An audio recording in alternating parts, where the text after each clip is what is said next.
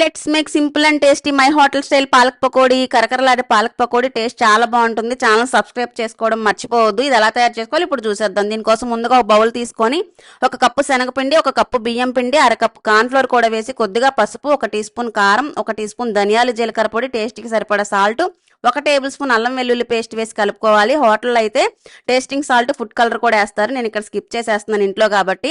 ఇప్పుడు ఇందులోనే మనం ముందుగా తరిగి పెట్టుకున్న 2 పాలకూర కట్టలను వేసుకుంటున్నాను నేను. మీరు ఇదే ప్లేస్లో తోటకూరను కూడా వాడుకోవచ్చు. తోటకూర కూడా టేస్ట్ చాలా చాలా బాగుంటుంది.